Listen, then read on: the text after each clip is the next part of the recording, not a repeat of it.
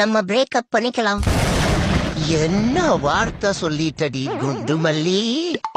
இதுக்காகவா 4 வருஷமா உன் பின்னாடி நாய் மாறி திரிஞ்சு நாசூக்கா உன்னை புரிஞ்சு உன்னை பாராட்டி சீராட்டி உனக்கு சோறு ஊட்டி கூடவே அதுல மோர் ஊத்தி மத்த பூனைகிட்ட இருந்தலா உன்னைய காப்பாத்தி உனக்கு பிடிக்குமேன்னு செஞ்சு கொடுத்தேனே சப்பாத்தி. இந்த மொக்கைக்கு தாண்டா உன்னைய பிரேக்கப்பே பண்றேன்.